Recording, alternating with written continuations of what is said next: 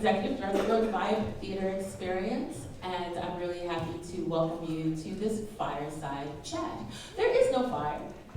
So for those of you who brought marshmallows and graham crackers, it's just a metaphor, right, for an informal chat about a new program that we created in partnership with WP Theater, formerly known as Women's Project Theater.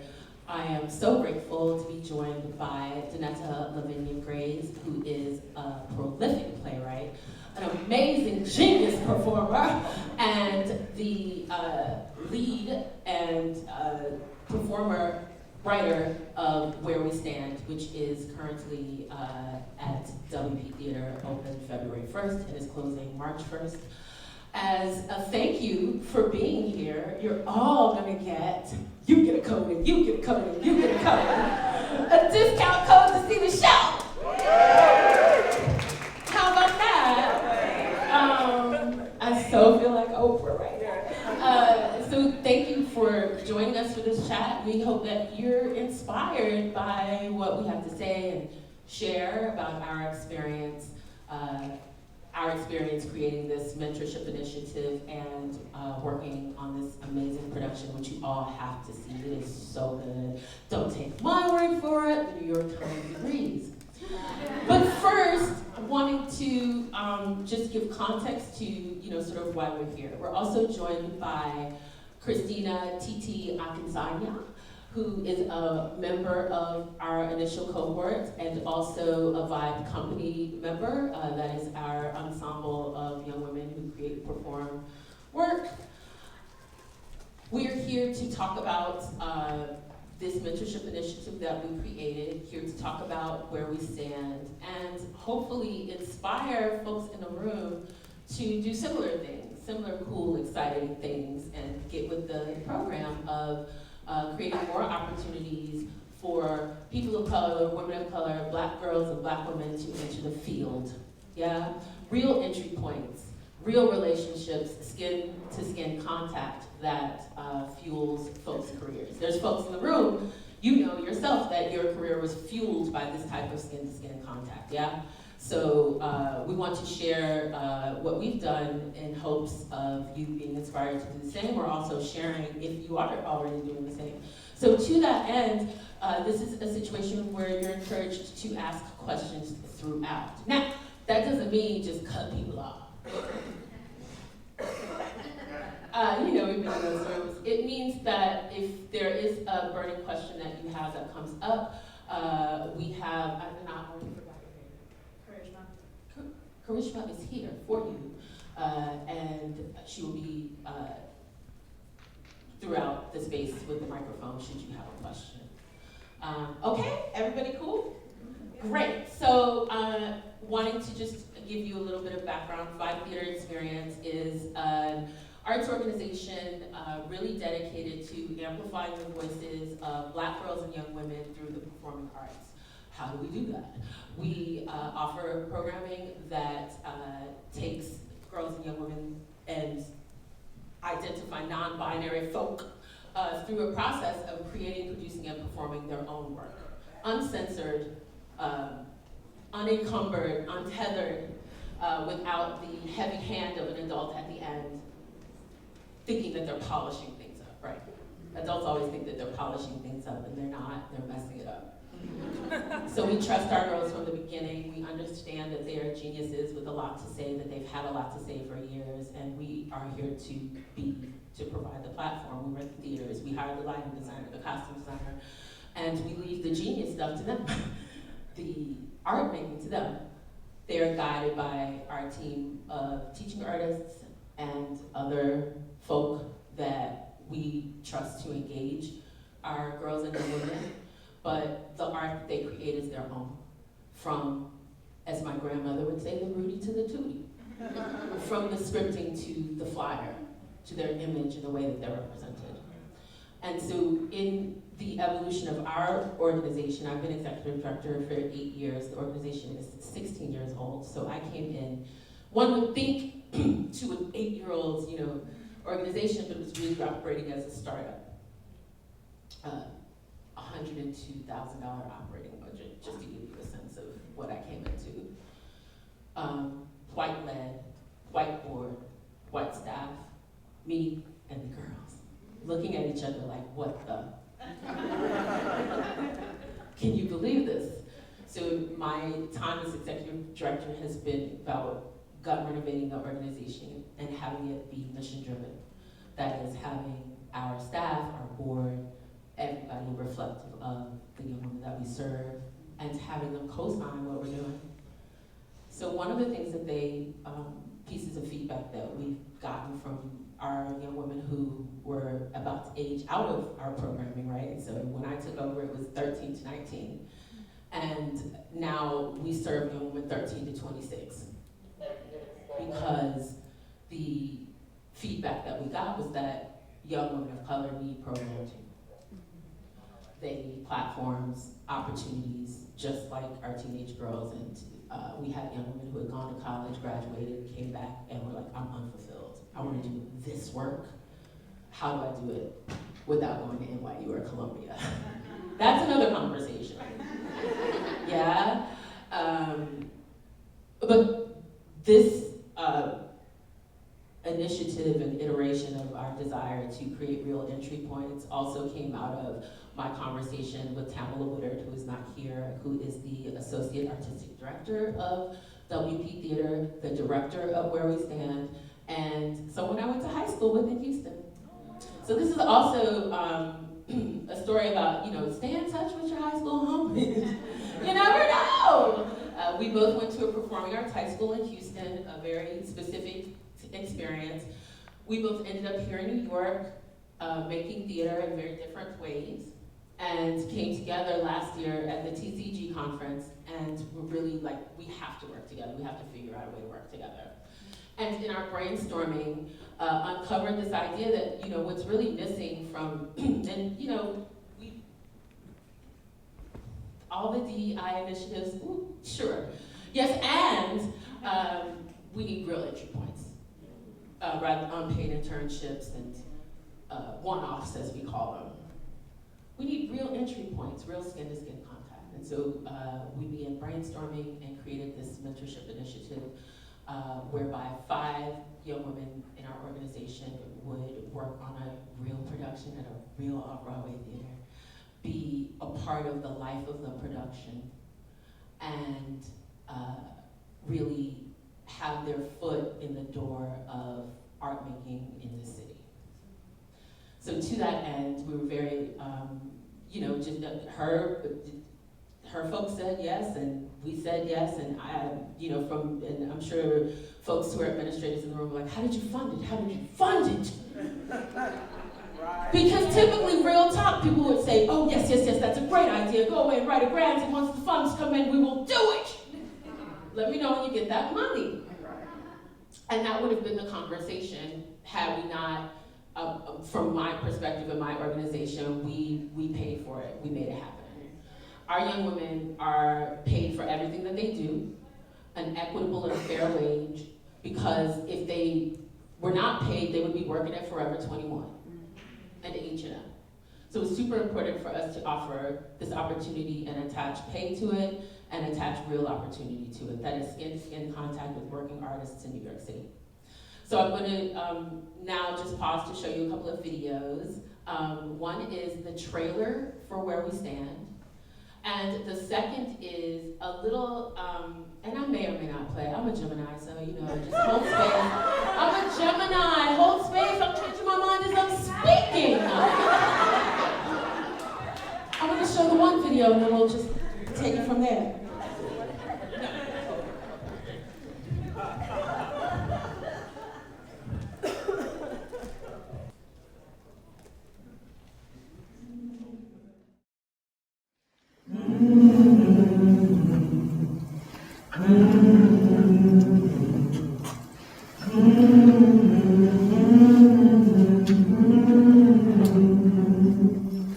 Then come back around, then come back around.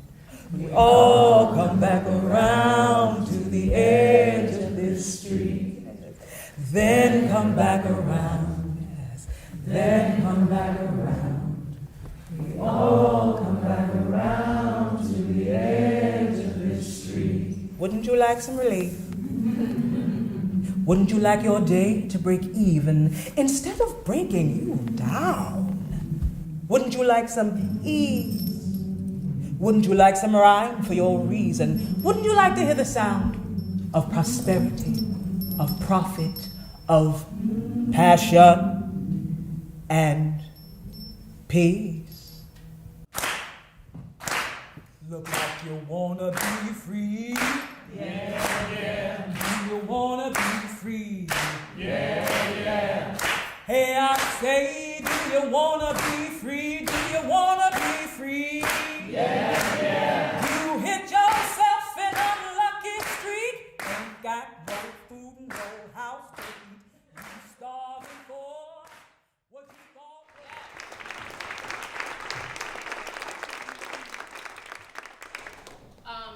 And then just sort of about 5. This is way too long, but I'm just going to give you a little, just do a little excerpt of it.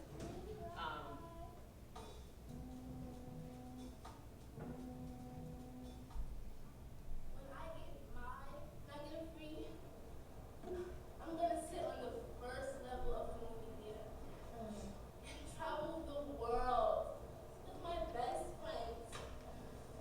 I mean, of course I have boyfriends. What are you gonna do? No, that's not. Might be a shame. I think maybe that's a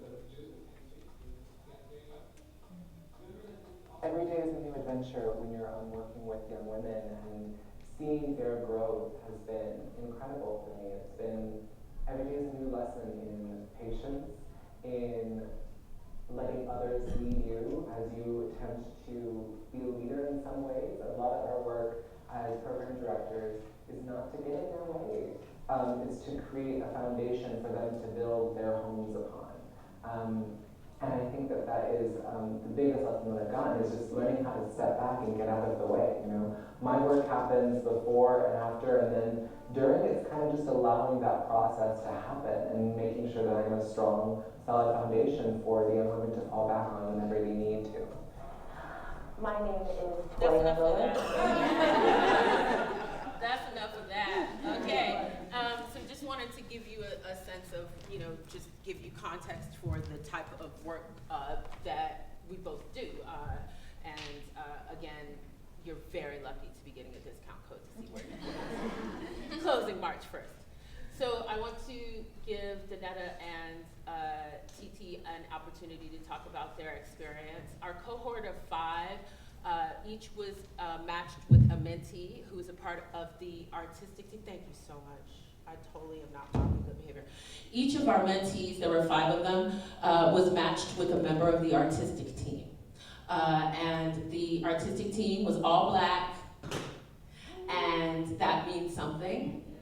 The relationships that they built were just really special to witness, and really rare and unique to have that opportunity for them to work so closely with working artists in New York City. So I want to turn it over to y'all to talk about what it was like, because I wasn't there. I'll start a little bit. Hi, everyone. Hi. Good to meet you. It's good to be in a room with, I swear to God. It's good to be in a room with fellow educators. I also am a teacher. I teach at the new school every once in a while, acting and that kind of thing. And one thing that I know from being a teaching artist at various arts institutions and from my work as an adjunct is knowing that one of the most important things you can do is translate that education into practical use, right? So that's usually the gap that's missing. So I know when I came out into the world after undergrad, after graduate school, thinking I could do anything, all the things, but I didn't know how to have practical applications of that art sometimes. And so I think that's the thing that we were really interested in doing, having real access points, having these young women not just sit back and observe, but be real collaborators in that experience, to understand what it means to be a collaborator, what it means to be for a director and a playwright / actor to be in real conversation with each other, that they may not always agree on certain points, but they're always trying to get to the best results for the production. So it was really important for them to see all of the inner workings of what that means, and to have a meaningful part of the process as well. With Where We Stand, it is a solo show, but it is also a community experience. So the play begins with gathering of community, which is the audience. And at the end of it, there is a very pivotal moment where all of our Vibe cohorts have been influential in leading the process at the end of the play. So they don't just come in to sit back and say, well, I saw what they did, it's what we did. So they became a part of our company in a real way. So there's access, but there's actual application to it. And we were benefited by their presence just as much as whatever they thought that they were getting from us. We were definitely benefited by their presence as well. And I think that's an important part of it, is that you add value to their experience by making them a part of the experience. It's not just, we're giving you something. I hope it didn't feel like that. I hope we felt like we were part of the company. So to piggyback off of Donnetta saying, making us feel a part of the experience, I remember the first table reading we had. I guess one thing that stuck out to me was at the end we had a meeting, and we all just had a discussion and we spoke. And I remember Tamilla and Donnetta were really adamant about us being wrong and making mistakes, and that made us really comfortable with being a part of the production. And they were like adamant about us asking questions. They just wanted us to really like feel comfortable and really feel like we were a part of it. So that was really important. I felt like for the mentorship was to just make it more informal and not so formal, so that we were able to speak up and we were open, and we weren't nervous, or like we didn't sit back and hide or anything. Like we said what we had to say. We gave feedback. We spoke up. We're part of it, as she said. So that was like one of my best experiences was that first meeting when they were like, be wrong, make mistakes. Like they were like rooting for it. Like yes, ask questions. Like that's what we want. And I remember asking Donnetta, because she also was the playwright for the production, and I remember asking her when did she feel like a script is complete. And so during this process, the script, there were so many scripts printed, like every day there was a new script printed, because she was adding so much as it went on, and I don't think it was ever complete until opening night. So like that was like really something great to learn and be a part of, just watching the process from beginning to end and seeing how much the play developed, and being able to give our feedback and everything, and giving some input, and like they accepted whatever we said. They like received everything we said really well, and then we were even part of the production. Like that was like the best part. I mean, every part was the best part. I'm sorry, but like every part was really great. It was a great experience, and I'm just grateful to have been a part of that. Thank you for that. That's nice. It all worked out. Yeah. Another thing that I remember on that first day that we were really clear about was we asked each of them what they want. What do you want from this process? So again, it's not about we're giving you these things. What do you want specifically? What do you want specifically? I want to learn this. I want to understand this. I want to have a sense of what a good credit looks like inside of the theater. I want access. I want to be at the table. Those real concrete things, as opposed to we're assuming the things that you need. So we ask real live artists, right, because that's who they are, how they wish to collaborate in this process. It wasn't about, yes, it was mentorship, but again, it was also about that collaboration experience. So what do you want? What do you feel can be of value to you in this venue? So we really wanted to come to them at a level, understanding that they have already been through an extensive artist process. This is the point where they get to witness what the professional construct of what they've learned is put in place. They are artists. We respect them as artists. What do you want as an artist from this?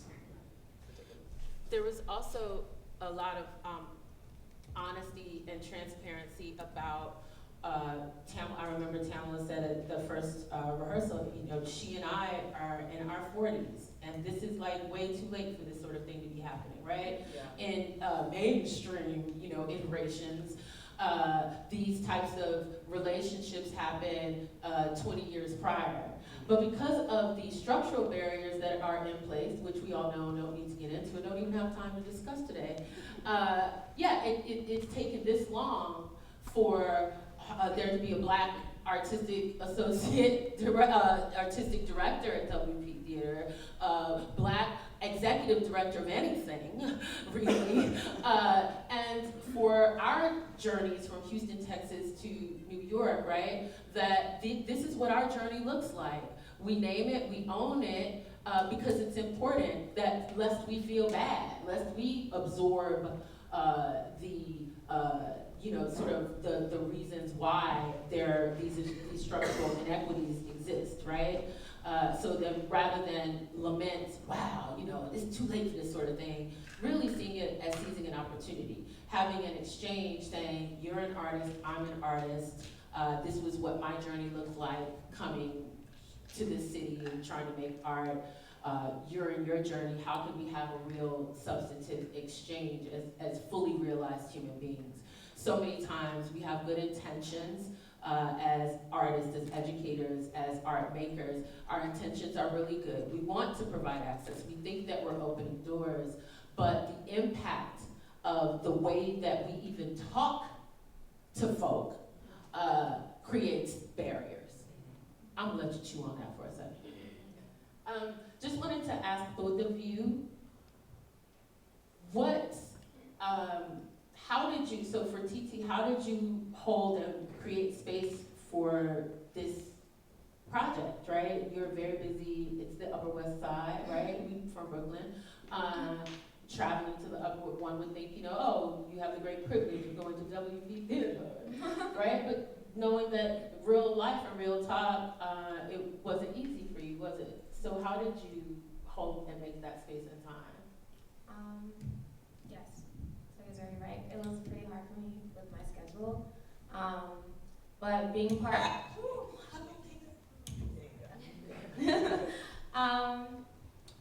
the fact that,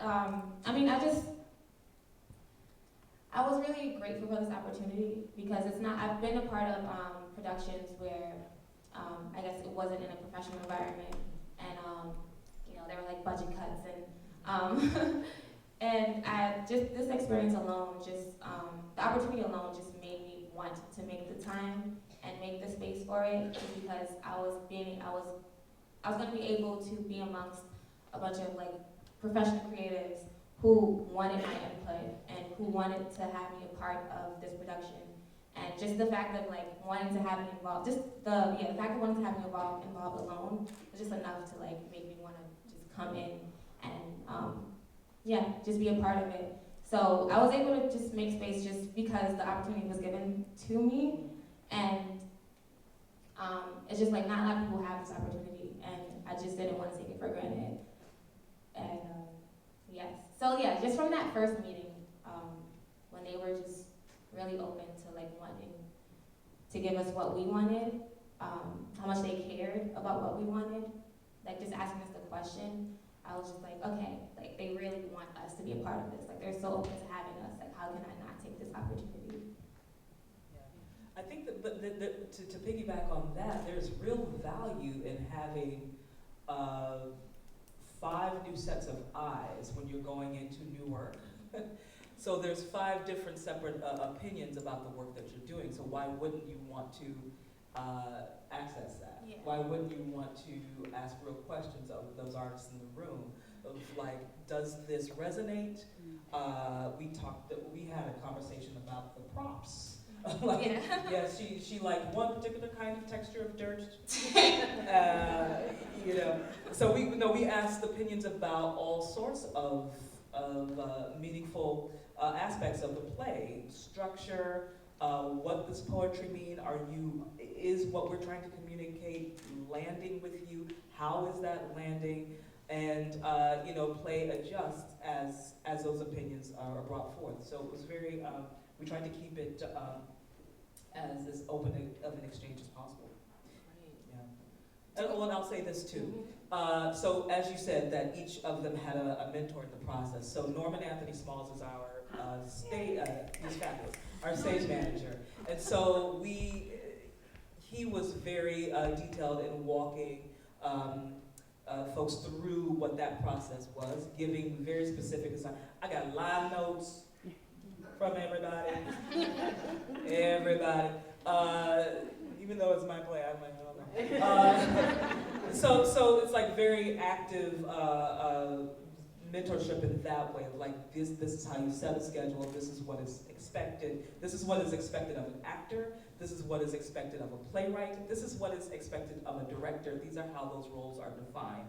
And this is how sometimes those lines get blurred through collaboration. So, yeah.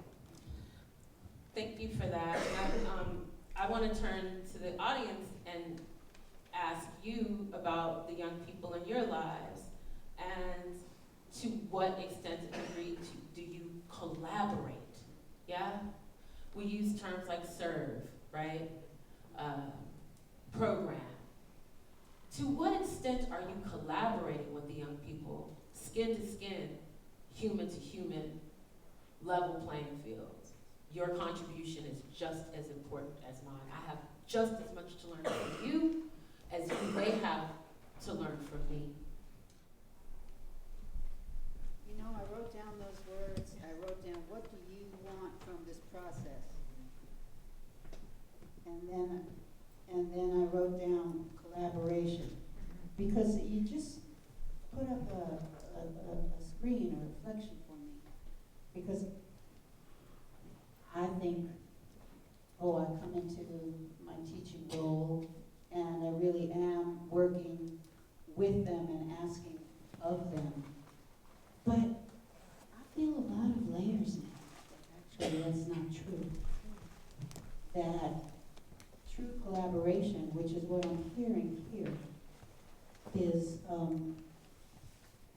really starts from those questions. And so I wrote them down because I'm going to put them into practice this week on Thursday. All So right. thank you. The thing about collaboration is that, it doesn't limit the learning, right? So inside of the collaboration, there's a host of questions, right? Of like, what did you take away from that? What was new information inside of that collaboration? So you can still have that sort of underbelly of the study guide in a way, but come with it with the sense that you are dealing with other artists who are maybe at the beginning of their process, but still have a real value to that process. There is still a lot of questions you can learn inside of that, and then when they come to you with those questions, just answering in a full-bodied way, that doesn't diminish their outlook on it. You know what I mean? Yeah, thank you. Yeah. Thank you. The art of question asking. That's right. Yeah. Like that reflective question, giving it back. A lot of times we're afraid to ask the questions because we're not prepared for the answer. We think we're asking open questions, but we're not really, because we're not prepared. We haven't held space for the answer. Another aspect of why it may be difficult for adults to truly collaborate is trust. When we don't control the outcome, right? We don't know how good is the play gonna be if I don't come in and sweep it up. Right? If you didn't come in and you think whatever you think cleaning it up is or polishing it up, those young people know what you're doing. They know what they wrote, and then when you come back, you're like, I just cleaned it up a little bit. What would happen if you trusted them? What would the art look like? We believe it might look something like art. Period. You were asking, can you hear me?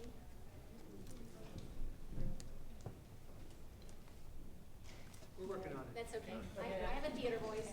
You were asking to what extent do you collaborate. Yeah. And I run a youth dance company for dancing classrooms, and I would say I pretty much run it like a dictatorship because, I mean, we have a limited amount of time, and so I come up with the choreography and I teach it and they learn it. And, but recently I've been working on a new piece, and lo and behold, I'll turn my back to walk away and turn off the music, but then I'll turn around and they're doing a piece of authentic choreography, and they're all just doing it. It just occurred to them, and I just turned around, oh my God, oh that's fantastic. All right, we'll put that in. And it happened. It happened again. I went around to turn off the music, and I turned around. Oh my God, that's what we'll do next. So this has just been something experientially to me just recently that this can happen, which I love that, and I love what you've described, what you've been doing. And at the same time, I wonder, because I've been training our dancers to work in the way that I've experienced working, like Broadway style type of chain of command, that you don't question the director or you don't question the choreographer. You are responsible as a dancer for doing what they say, but always affirming their creative offerings, because that's part of our methodology. At the same time, preparing them for professional life. Do you also prepare the young people that you work with that as they move forward into professional settings, it might be less collaborative? Yes. So we try to avoid this word professional because, again, for our demographic, it creates more barriers than the law allows, right? Professional. And many of our young women go to schools where that word is used as a weapon, and they are punished. And I'm going to share this statistic that I share all the time. Black girls are 6 times more likely to be suspended from school nationwide. So it's real. So this term professional is triggering for a lot of our young folk. What we like to think of it as preparing folks for the world, right? Who knows where you're gonna, how your work is gonna look in the world and what things are gonna come up. And that again is a collaborative effort, so that when the way I walk through the world and the things that happen to me as I walk through the world, I'm able to share, they are able to share, and we have experiences. We go to the theater, we go to museums, whereby, yeah, we're in these quote unquote professional settings, right?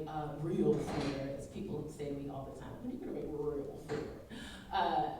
And the way that we go about preparing folk for the professional world is the same way as we prepare for the world, right?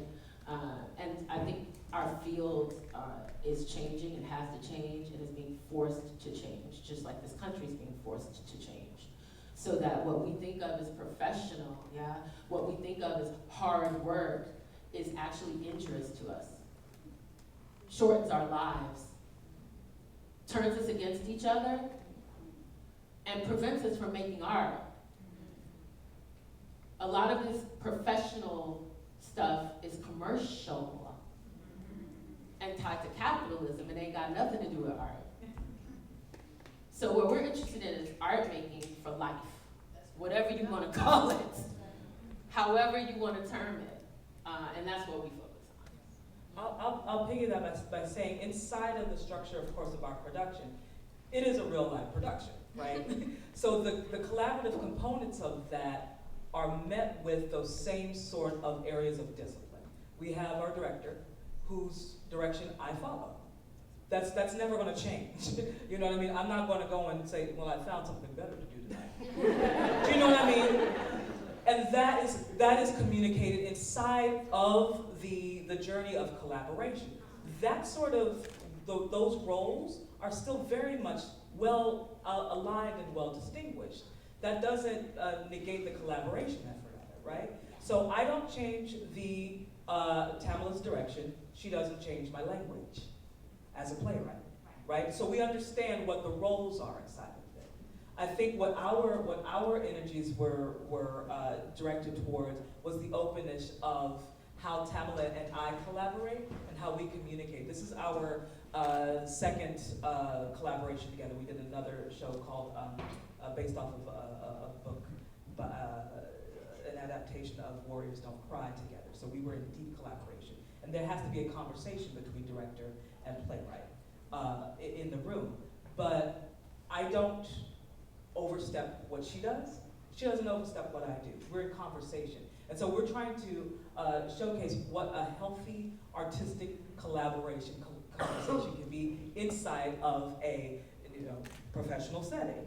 We're in an off-Broadway house where there's a producing body that we both have to adhere to. We're on a stage, equity rules. All of those things are still in place. They're not being denied the experience of whatever that hierarchy is at all, right? But this is a real deep collaborative experience for them. And it is a true way of how I work and how I consistently work. It is a true way of how Tamilla works and how she consistently works. It is another way of working. So if they are inside of those Broadway places, where I have also been, that is also a kind of, I think we're talking about discipline in different ways, right? That hierarchy of assignment is never going to go away. How one director directs and one playwright communicates with that director is going to change room to room. In our room, it is a full-bodied experience. But they're not being limited that experience of understanding what the roles of stage manager, director, playwright, actor are. So we have all of those same tools that you get in the Broadway houses. Yeah. It's a yes and. And I encourage all of us to, embrace that theater term. It's real. Yes and. That these worlds don't exist in separate, stratus, that we're all a part of the same universe. And in community, for example, the audience is a part of the community. Like when we go to a Broadway house, the lights go down and then the show starts. And this play is radically different. It's asking us to consider what love looks like. What does community mean? And starting with being in the audience with a bunch of people in community, yeah? So that's different than most plays that we go to. And holding space for different and new, which brings young people in, because that's what they're interested in. Can I ask TT about your experience about the delineation of roles and what you learned from each of those folks, if anything? Yes, well specific. Well, To piggyback off of her. I don't know. Did I mess it up? Here, use mine. Mine doesn't seem to be messing up. Well, I actually wanted to piggyback off of what you were talking about with your collaboration with Tamilla, because I remember asking you in the beginning about having your work directed by someone else. Like, how are you able to, because you were also in the show, so how are you able to just completely let go and let someone kind of create their own vision of your writing? And I guess just watching that experience of kind of how you were able to just sit back and let someone else create a vision that still matched what you would see what your play would become was just like, it was really beautiful. Because I don't know if you said your name, but like I remember her saying how when she's directing something, she's kind of like a dictator. And I know if I'm writing something, and even if I have a director, it's like, all right, yeah, you got your points, but like I'm gonna have my points too. So because like I wrote things, you don't try to change anything that I wrote.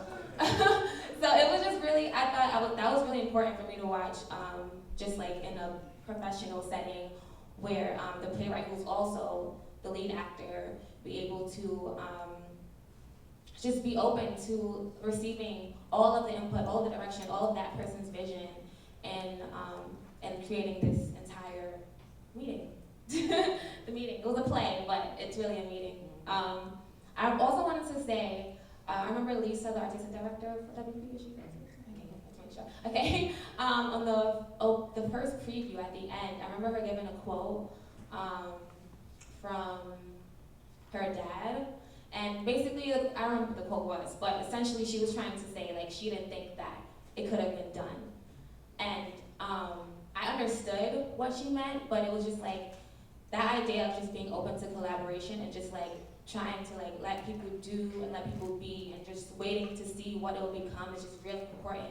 Because yes, the play is really innovative and so different, and it's so much room for like so many things going wrong because like you need the audience to like really be a part of the community for the play to work, and it has worked every single night, and it was just so magical to like see that. Like I'm just like, oh, are they going to stop talking? And it works every night, and it's amazing. Like I understand why she thought it wouldn't work, because it's like, you know, the audience has to be involved. They're part of the community, and you know, when you're open to just letting people, you know, deliver their own vision and really make it a collaboration, you will never know what you're going to get. And you got an amazing play. Here we stand. Meeting.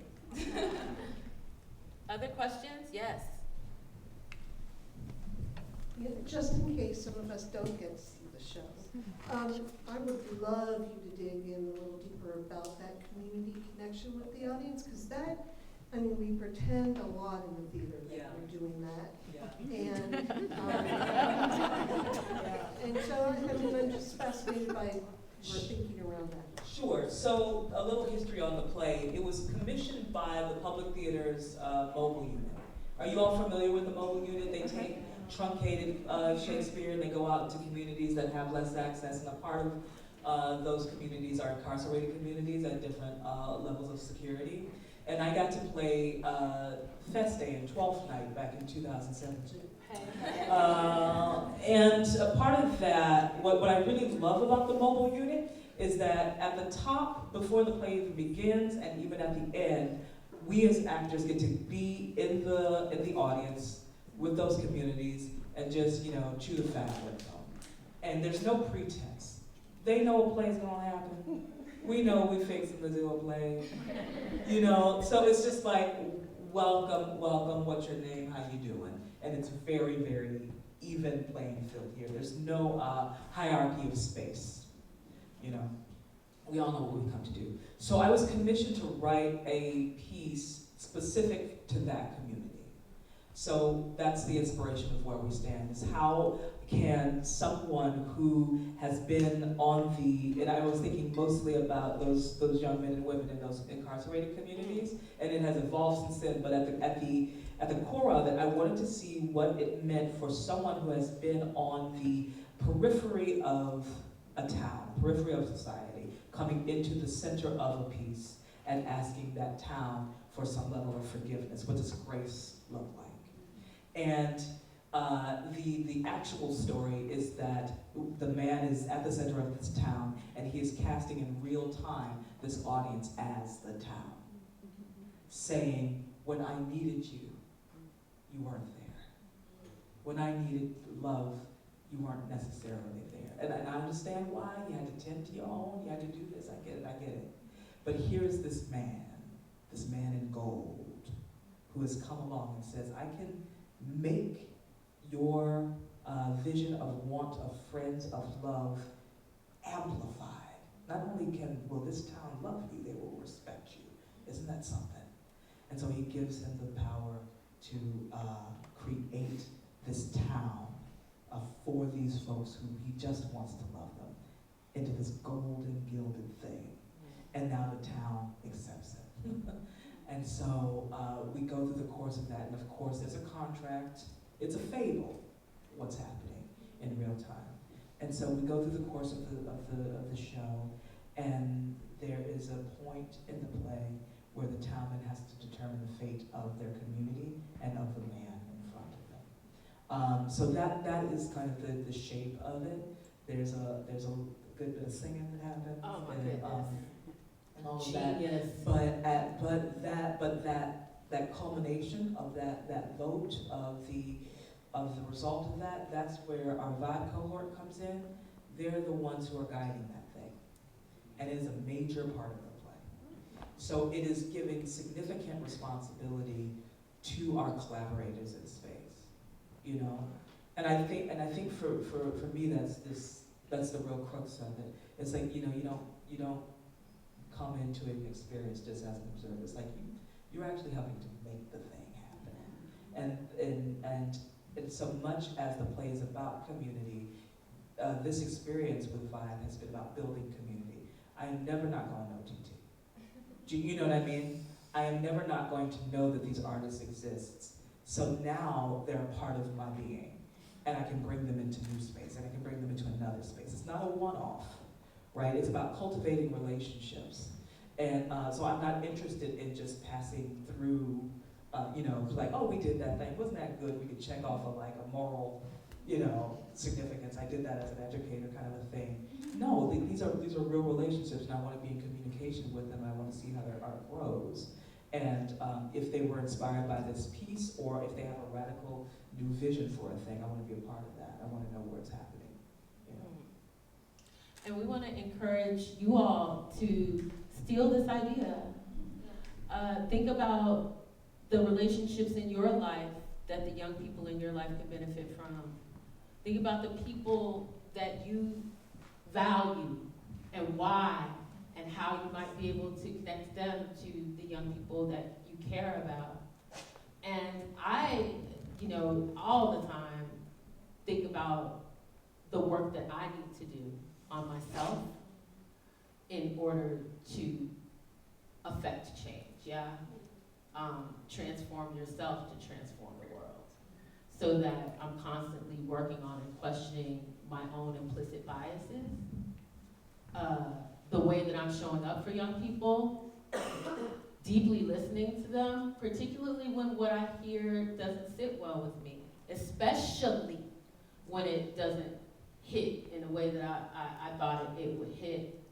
And lastly, what collaboration really looks like is different than what we were socialized to believe. And so a lot of us adults have a lot more work to do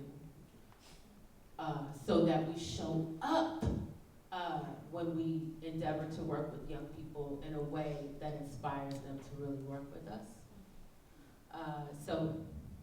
Thank you all for being here, for asking your great questions. I want to deeply thank Donnetta and TT for taking the time out.